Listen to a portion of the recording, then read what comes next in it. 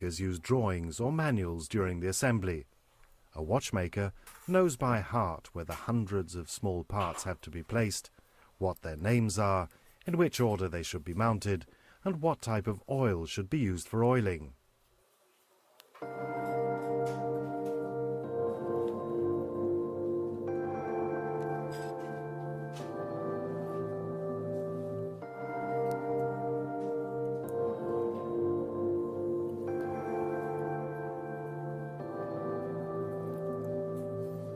Nun ist die Uhr bei uns fertig gebaut und nun geht sie noch zu einer Kontrolle. This is how the clockwork was assembled. All parts are hand-polished. The clockwork has been assembled, taken apart, and assembled again. It's oiled, tested, and approved. Only one last thing's missing: to mount the dial, hands, and put the watch in its case. The tourbillon is the most coveted complication right now, and that's understandable when you see it. It's fascinating to see how all the small bits rotate. The tourbillon itself, that's what you can see turn around, consists of about 80 bits, which weigh a total of less than half a gram. Tourbillon means whirlwind, and the concept goes back to 1804. The idea was higher precision in the pocket watches of the time. Le tourbillon, il a été inventé à l'époque par Breguet pour compenser les erreurs dans les positions. Donc, on sait que quand on met une montre normale, suivant la position où elle est placée, on a plus ou moins d'avance ou de retard. Pour faire, quand il y avait des concours de chronomètre, il y a eu l'idée d'inventer un tourbillon, c'est-à-dire que tout le mobile, il tourne pendant 1 ou 2 minutes, ça dépend, même 4 minutes, ça dépend les réalisations, et ainsi il y a un brassage, disons, des positions, et ça nous donne une ligne beaucoup plus juste. Breguet's idea of the tourbillon is meant for a pocket watch that's carried in a vertical position. Nowadays, the watch is strapped onto the arm in many different positions. They took this into consideration at Jaeger-LeCoultre and designed a gyro-tourbillon. Quand on a fait le gyro-tourbillon, c'était effectivement un défi. On avait fait des complications, disons,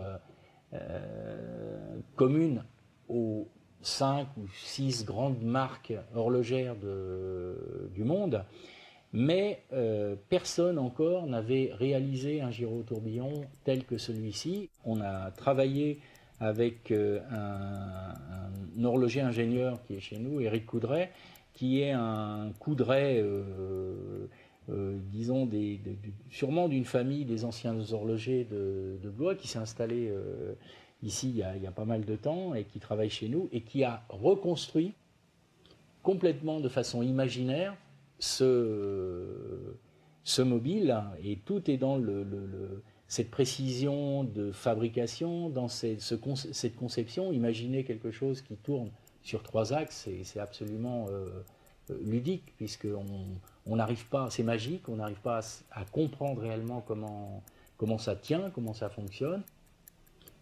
À chaque fois, c'est un miracle. À chaque montage de gyro-tourbillon, à chaque fois qu'un horloger va assembler les pièces, au moment où il lance sa pièce, c'est un miracle. On a l'impression que c'est le cœur qui commence à battre pour l'éternité.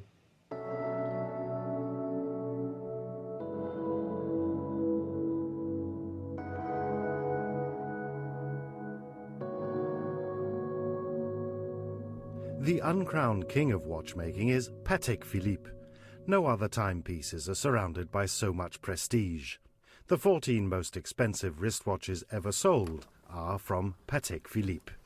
The most expensive wristwatch ever was sold at an auction in 2002 at a price of more than $4 million.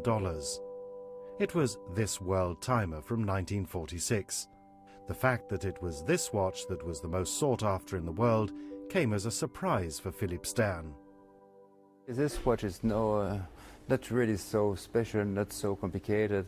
I think that the price went very high because you had 2 or 3 people who want absolutely to have this watch. But from the technical or the complication point of view, I don't think this price is justified. Justified or not, that's how it is. Right now, The passion for the old watchmaking craft is greater than ever. The competition among the best makes is fierce, and the price is not the essential factor for the buyers. It's the prestige and aura that surround the watches. When you buy a Patek, you also buy a piece of art, and that's very important because the way how we finish our watches, it's not only just to look nice, but it's also, of course, for the watch has to last for more than 100 years. So when you buy a Patek Philippe, you don't buy it also for yourself. You buy it, I think, also as a, I would say, a souvenir for the next generation. When watches are art, then the watchmakers are the artists. The patience and professional expertise that are put into every single watch require a rare degree of perfectionism. Watchmaking is like fine champagne. It's impossible to say which one is best. Watches have stamps and inscriptions indicating where and how they were made and how advanced they are. If you want the finest watches from Geneva, look for the Geneva seal. In order to achieve the Geneva seal, a series of strict technical requirements must be met. It says, for instance, steel parts must have polished angles, drawn flanks, and their visible surface smoothed down. Screw heads have to be polished or edged with angled slots and rims.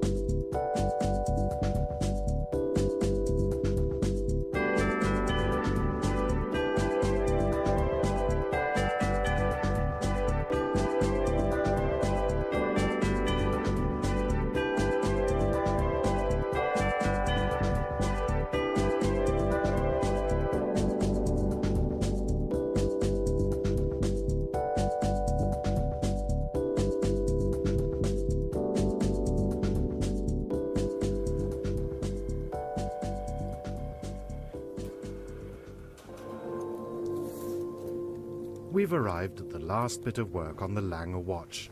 The clockwork is assembled for the last time. It's tested and approved and is ready for the final touch, mounting the dial and hands and putting it in its case. The hands are rhodium-coated gold, the case platinum.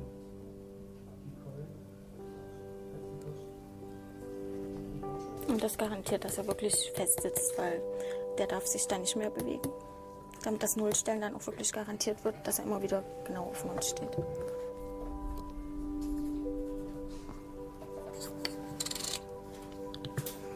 So, und so kommt es weg.